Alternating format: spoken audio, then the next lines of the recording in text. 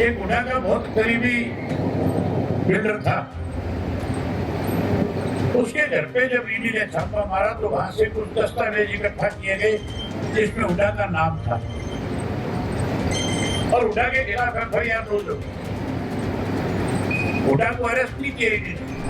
रातों रात अमित शाह से मिला और अमित शाह से मिलकर के कहने लगा, बताओ मैं तुम्हारे लिए क्या कर सकता हूँ। अमित शाह ने कहा कि जो तेरे 30 सिटिंग एमएलए इनको टिकट दिलवा दे। क्या विधानसभा चुनाव से पहले भूपेंद्र हुड्डा और केंद्रीय गृह मंत्री अमित शाह के बीच कोई सीक्रेट मीटिंग हुई थी? जी हाँ, ये दावा है कि इनेलो सुप्रीमो अभय सिंह चौटाला का। यमुनानगर में पार्टी के एक कार्यक्रम में शामिल होने पहुंचे अभय चौटाला ने आरोप लगाया कि हरियाणा विधानसभा चुनाव से ठीक पहले ईडी ने हुड्डा के करीबी बिल्डर पर छापा मारा था, जिसके बाद एजेंसी को हुड्डा के खिलाफ कुछ कागजात हाथ लगे थे, लेकिन ईडी ने उन्हें अरेस्ट नहीं किया।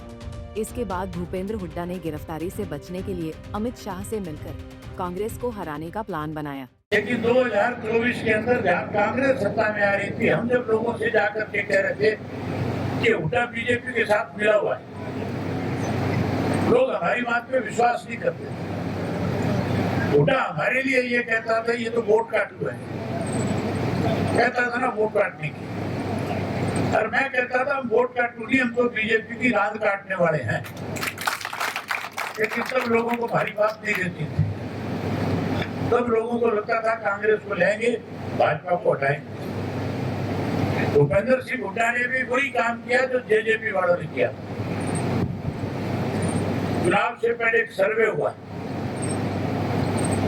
और उस सर्वे के अंदर एक रिपोर्ट आई कि अगर बीजेपी जेजेपी इसके कांग्रेस के 30 सिटिंग एमएलए को दोबारा टिकट दे दी गई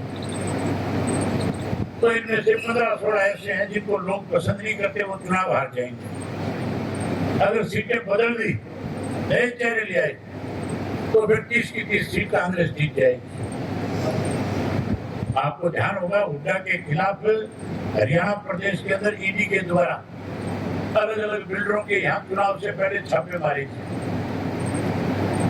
एक हुड्डा का बहुत करीबी बिल्डर था।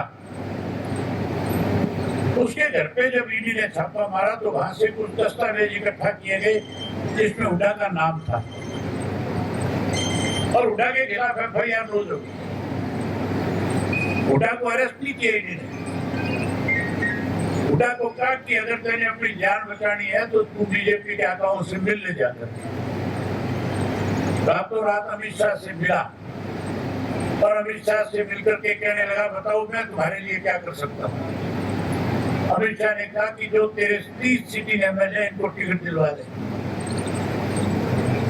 हुड्डा सीधा राहुल गांधी के पास गया और राहुल गांधी से जाके कहने लगा, अगर 30 के 30 सिटिंग को टिकट नहीं दिया तो कांग्रेस में बगावत हो जाएगी और नतीजा ये होगा कि फिर कांग्रेस की सरकार नहीं बनेगी।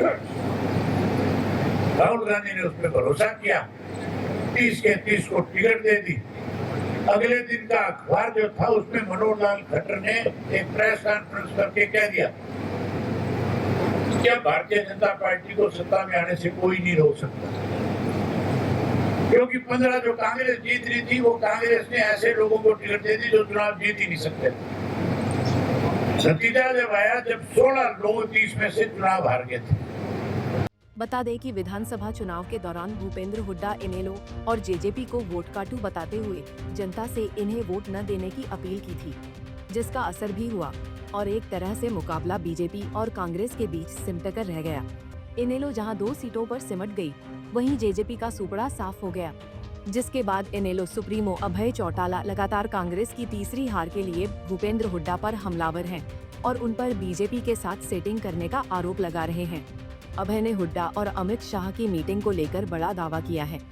अब देखना होगा कि नेता प्रतिपक्ष भूपेंद्र हुड्डा की ओर से इसका क्या जवाब आता है। यमुनानगर से सुरेंद्र मेहता, पंजाब केसरी टीवी। हमसे जुड़े रहने के लिए हमारे YouTube चैनल को सब्सक्राइब करें और नई वीडियो की नोटिफिकेशन के लिए बेल आइकॉन को दबाएं। अगर आप ये वीडियो Facebook पर देख रहे हैं तो लाइक जरूर करें और ज्यादा से ज्यादा शेयर करें। धन्यवाद।